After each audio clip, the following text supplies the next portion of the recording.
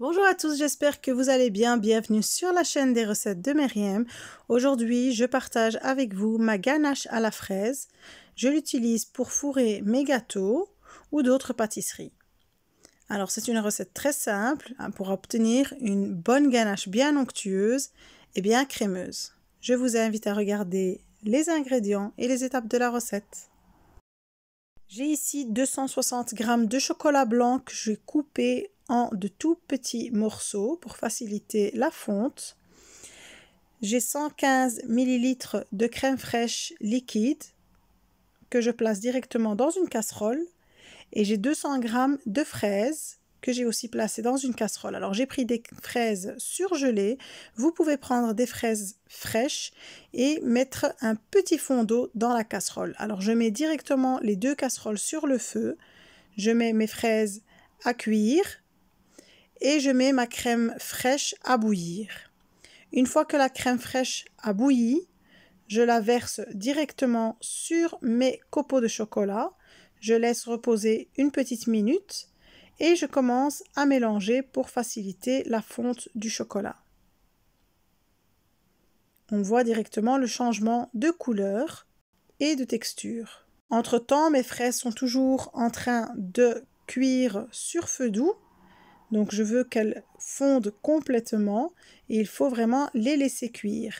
Alors une fois que mes fraises sont bien cuites, je les ai retirées du feu et vous voyez, je vais les mixer, vraiment bien les mixer.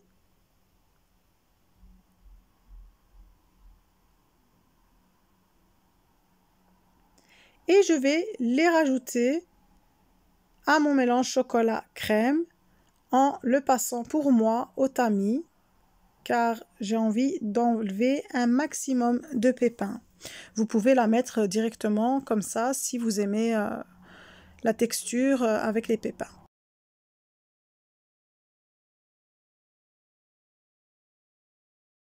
Et je vais mélanger le tout jusqu'à obtenir une belle couleur bien rose. Alors la ganache est prête, mais elle est encore très liquide parce qu'elle est encore chaude. Donc je vais la filmer au contact et la placer au réfrigérateur plusieurs heures.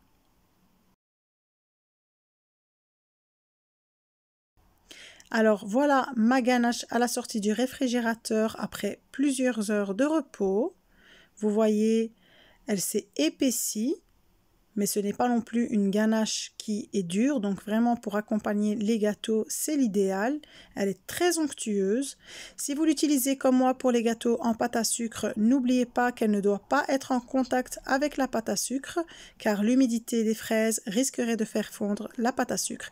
Renforcez toujours avec un boudin de ganache au chocolat au lait, au chocolat noir ou au chocolat blanc. J'espère que ma vidéo du jour vous aura plu. Si c'est le cas, n'hésitez pas à liker, à partager et à vous abonner à ma chaîne. Et je remercie vraiment toutes les personnes qui m'encouragent et qui me suivent. Je vous dis à très vite pour de nouvelles recettes. Au revoir.